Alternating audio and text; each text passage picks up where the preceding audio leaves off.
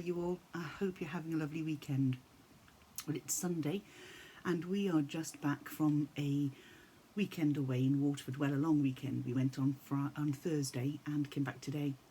It was sort of our anniversary and Valentine's rolled into one, so we had a lovely weekend away.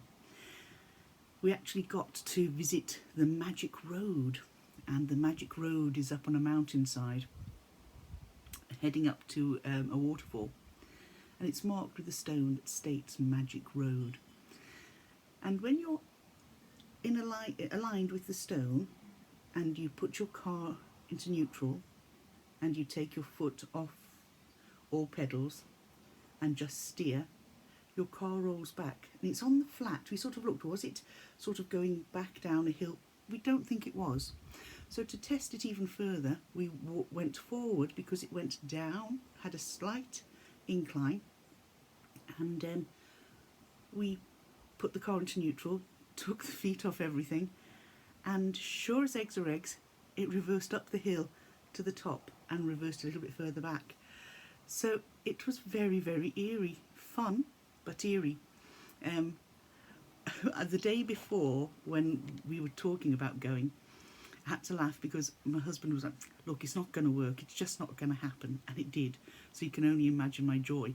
I was like a little child. Of course, I was all, brilliant. So when we went to do it again, it wouldn't do it. It's almost like I got over exuberant, and whatever the energy was goes, do you know what? She's had her fun for today. It's like giving her sugar. Don't give her any more. She'll be jumping around the place like a wild thing. So we give her a bit of a rest. We came back and we did it again, and it was just funny. And there was nothing funny about it. It's just that it was just so weird. Anyway, why am I here today? Putting that to one side, I'm here to share with you some of the things I bought whilst I was away, but other things that I had added to my collection just before we went away on our weekend. Now, I've got a selection of books here that are not necessarily tarot based, but I'm going to go through all the tarot based stuff first, and then if you still want to hang on and watch what's going on in the literature that I've added, that it might appeal to some of you, then hang on. This is going to be a bit of a long one. I will just show you each thing and move on quickly so that I don't want to bore you to tears. So first of all, I added to my tarot collection, I bought the original Rider-Waite. Now, at this stage of the game and this long down, why did I? Well, I gave mine away. Mine I actually bought when I was 18. So, okay, this wouldn't be the same, but it's similar to what I had. And I just thought, well, I've got every type of RWS except the original. So I decided to pick up the original and add it back into my collection. And what I like about it, it's sort of the imperfect sort of look. It hasn't been cleaned up. It doesn't have clear lines. It still has that feel of how it should be, It's lovely to have these beautiful ones that I have, but it was nice just to get this sort of, where you can see the pixelated colours on the faces, etc. And I thought, no, that's coming back to me now. I need it to hand. So there we have it. It is the original Rider-Waite tarot deck. Okay, now, I can remember when these were going, quite a while ago, and it was before tarot really was taking off, because tarot really has come into its own over the last number of years, with people sort of becoming disillusioned with mainstream religions, etc., and looking for something for themselves. And as such, the prices have gone up. I could remember you get this for €7 or £7.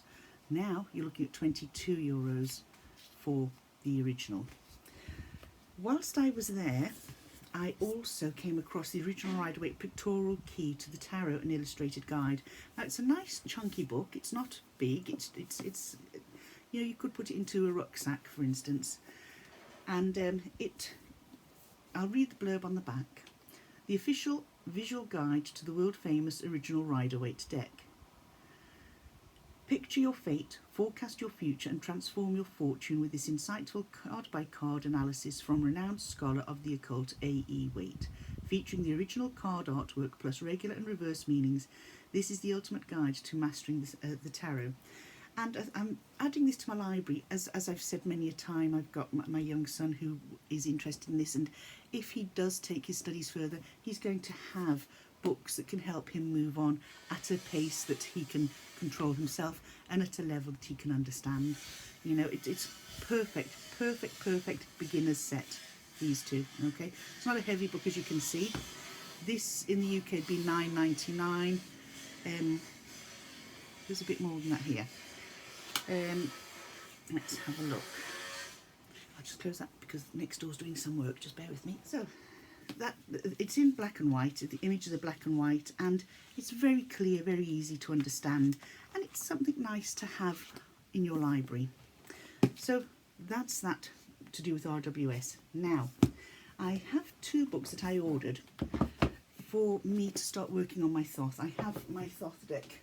The back here, I'll show you. It's the Alice. You know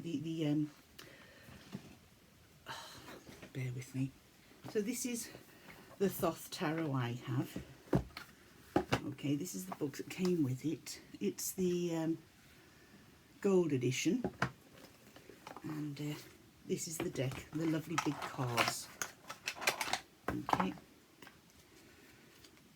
The book that came with it's nice, but it's not as in-depth as I'd like it to be. Okay, so this is the deck I already own in this. I have done a walkthrough on this earlier on in my start of YouTube days. So that's the Crowley, the Thoth Tarot deck that I have. Okay, the Aleister Crowley deck. And this is the book that came with it.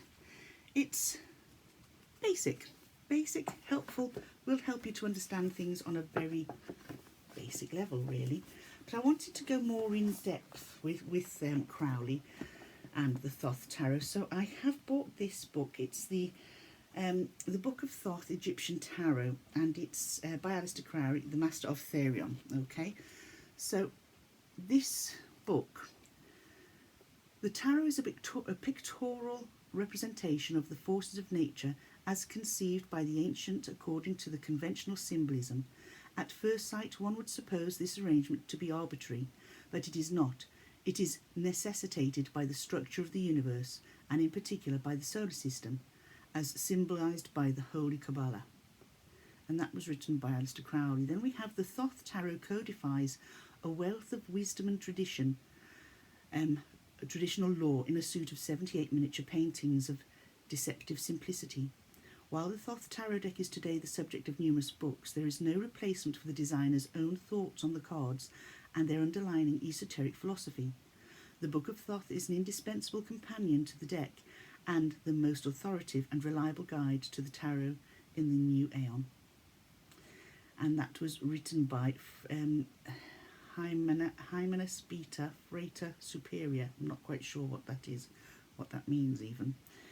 The Thoth Tarot deck, or Crowley deck, as it is more widely known, is one of the most popular decks in current use. It is also one of the most original interpretations of the tarot, incorporating astrological, numerological, and Kabbalistic symbolism. While there are many other useful guides to this famous tarot deck, there are no others which explain the deck in its creator's own words. The Book of Thoth has been used by many for years by students of the occult for study of the tarot, and as a key to all Western mysteries traditions. As such, this book is on the short list of must-have textbooks for modern students and tarot esoteric studies. There you go, Book of Thoth. So this is one that is going to be something I will be referring to as I'm going through and getting more one-to-one with my Thoth Tarot and understanding Aleister Crowley's Thoth Tarot by Lon-Milo Duquette, and this is the new edition. Okay, this is an authoritative examination of the world's most fascinating magical tarot cards. Lon-Milo Duquette is the rarest of writers, a man who knows his subject from the inside out and at the same time can write clearly and gracefully. This book will indeed bring Aleister Crowley and Lady Frida Harris's brilliant Thoth Tarot to a new generation of tarot lovers. That was written by Rachel Pollock. A warm-hearted yet profound tour of the Thoth deck by a very wise gentleman, Lon-Milo Duquette, provides a extremely lucid account of a formerly difficult subject. Every word should be savoured, laughed over, and seriously contemplated. And that was written by Mary K. Greer, author of Tarot for Yourself. And as we know, Rachel Pollock was the author of Complete Illustrated Guide to Tarot and 78 Degrees of Wisdom. And then we have another writing here. This is the first book since Crowley's Book of Thoth, which is this one here, okay? To investigate the unique spiritual heritage and distinguishes the Thoth Tarot from the countless other decks. A heritage that the true source of its distinctive symbolic meaning and artistry. Duquette succeeds admirably in explaining its symbols and their underpinning in terms of understanding to new students. In doing so, he shows how the use of this deck can open up wonders of the Kabbalah, the mysteries of Thelema, and the treasure house of Crowley's writings in a way that simply book-learnt cannot. Originally published in 2003, Understanding Aleister Crowley's Thoth Tarot has proved to be the essential contemporary guide to accessing the unique symbolism and meaning of Crowley's remarkable tarot deck, featuring the deeply textured artwork of Lady Frida Harris. Crowley authority, Lon Milo Duquette, starts by providing an insightful historical background before delving into the descriptions of each card in depth, from a tarot perspective and from an expanded magical point of view, which I think is brilliant. He then explains the other attributions and correspondences Crowley intended. This unique guide has been updated with new introduction that provides information on sexual alchemy. In the Thoth Tarot, imagery describes a unicursal hexagram cards, unicursal hexagram cards, including some of the Thoth decks, and includes Duquette's roll with the flow tarot spread for easy divinatory readings. So, Lon Milo Duquette is a best-selling author and lecturer on magic, tarot, and the Western mystery traditions. Among his many books are My Life with Spirit and The Magic of Aleister Crowley. He is currently the US Deputy Grand Master of Ordo Templi Orientis. He lives in Costa Mesa, California, with his wife Constance, and you can visit him at www.lonmiloduquette.com. So this is something that is going to really explain things that I answer questions I feel that I've been asking for a long time.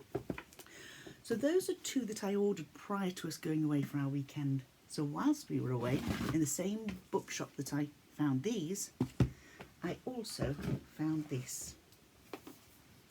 So albeit I already have a deck, that one I want to use when I can really understand it. This one is my throw around and get frustrated with cards. Okay, so this one here is the Aleister Crowley Tarot. Now this includes a 78 cards and a 128 page book. I was quite pleased to see this because it's not often that you see this sort of thing on the books. It's usually RWS. So this comes with a book, little thin book, okay, and it's colour coded. And what I like about it, when you come to looking at your different suits, so if you're looking, say we've got the 8 of Wands here, you've got the 8 of Wands, 8 of Cups, 8 of Swords and 8 of Discs. So they are all together on the same page, okay, in your minors. You don't just get all the suits, all the discs, wands, swords and what did I say? Discs, wands, cups, okay? You don't get them, they're not all separate, they're together. So it's really good because what I like about it, you can actually do a comparison. So if you're sitting there and you're looking at, right, we've got all the aces, okay? So you look at the aces, you read about them, and then you can compare the similarities between the aces of each of the suits. And I recently used that when I was looking at this for, I think it was the fours. I was reading the fours. And no, it wasn't, it was the fives. And just seeing how they each underpin each other as well as have their own twist on a meaning. So the deck that comes with this, now the cards are a little bit on the thin side, okay, they are very thin, but that's fine. This is a deck that's great for learning with, okay. It's great for having to hand and then going to the expense of getting the lovely big Thoth tarot decks. So I don't mind spending this on a deck where I can just shuffle, learn with the cards and take notes. And sometimes what I might find myself doing is eventually using them in a journal that's dedicated to the Thoth tarot. if I'm not going to use them. I don't know if I'll do that with these. I think these shall be used a good bit. But they're just thin, but that makes them very easy to shuffle. It makes them very easy to use, to handle, and they are brilliant if you are a riffler like myself. Okay, I do like to riffle, and they arch nicely and perfect. There we go. So this is the Thoth tarot that I got. Now, I purchased this again because I feel it is suitable for people who are learning Thoth, who are trying to get into Thoth.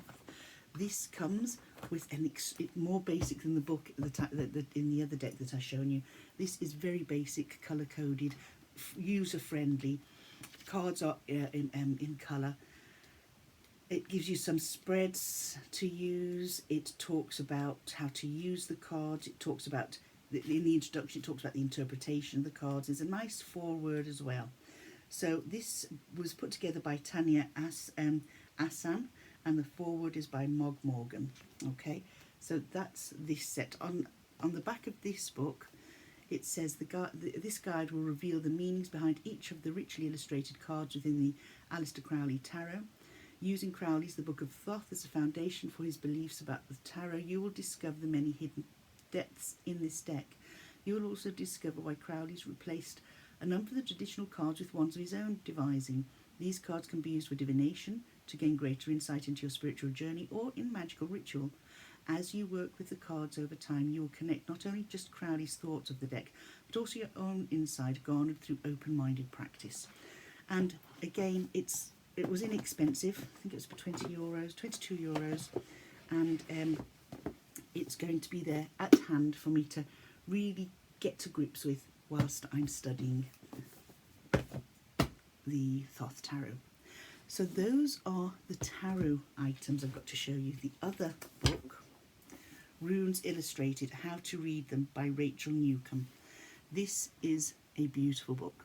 This has everything in it if you are learning the runes, if you have the runes, or if you want a book that explains it further. I love the way it's bound. It's got a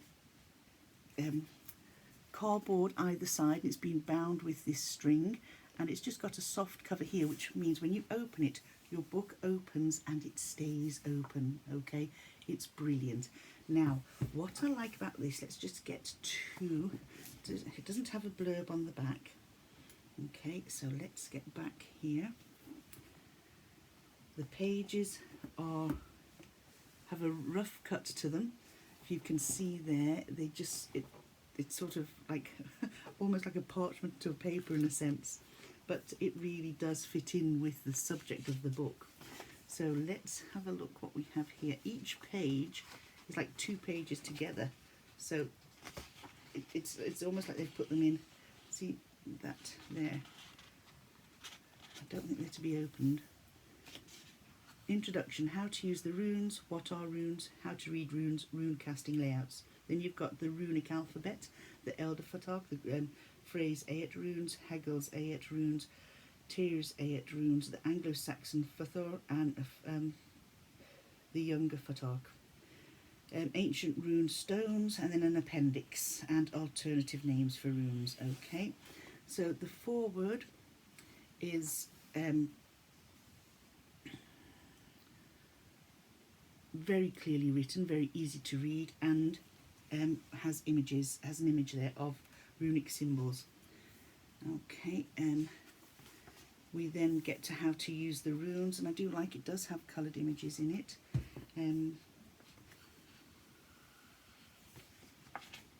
So what are runes? It goes on then to explain what runes are. Okay, so that runes are ancient angular symbols that are typically carved into stone, wood and metal. The word rune aptly means mystery, secret or whisper. It's likely to stem from the early Germanic word ru and Norse word run. Both mean mystery. And it's supported with images. It's so clear and so easy to read, and very easy on the eye, because if you're anything like me, I struggle to read some print. This print is very clear. It's laid out really beautifully. The pages are lovely and thick. They're like double pages. And wearing runes as talismans, all this sort of thing. It's got so much in it. It really is a beautiful book on runes. So if you're getting into runes, if you want to know more about runes, we can get the smaller books that I have done earlier in earlier years. But this is like, it's almost like a little bit of a rune Bible to have to hand. Okay, so that's Runes Illustrated, and that's How to Read Them by Rachel Newcomb. Now you can get this in good bookshops, and you can also buy it on Amazon. Now, books of another nature. I have got 3 books here that I think would feed the literature hunger of people that are here on Tarot Tube, because they're all about magic. They're all about esoteric subjects in a nice sense. So first of all, the first book I'm going to share with you is by Meg Clothier, and it's the Book of Eve. It is a Sunday Times bestseller, and this is what it says here. An ancient power calls. Will she dare to listen? And it's wonderfully rich and absorbing by the observer, and haunting, magical and moving by Jennifer Saint. Let's have a look at the blurb on the back. For years, Beatrice has shunned the company of the other nuns, finding solace only in the library with her manuscripts. But one night, 2 women, bleeding and stricken, are abandoned at the convent's gate. Moments from death, one of them hands Beatrice a bewitching book, whose pages whisper with dark and dangerous power. Men of the faith want the book destroyed, and a zealous preacher has tracked it down. Her sisters' lives, or her obsession, Beatrice must decide. So it's a book that I've just started. I've actually got the Pamela Coleman Smith card from my RWS as my bookmark in this. So that's one that's proving to be very interesting from the word go. The next book I have here is The Undetectables. It's unputdownable, grim and caring, twisted and witty, and it's written by Courtney Smith, Magical Detectives. A magical serial killer is stalking the occult town of Racton. Hypnotic whistling causes victims to chew off their own tongues, leading to the killer being dubbed the Whistler. Enter The Undetectables, a detective agency run by 3 witches and a ghost and a cat in a cat costume. And it's just don't ask. They are hired to investigate the murders, but with the only case so far being unsolved, will they be up to the task?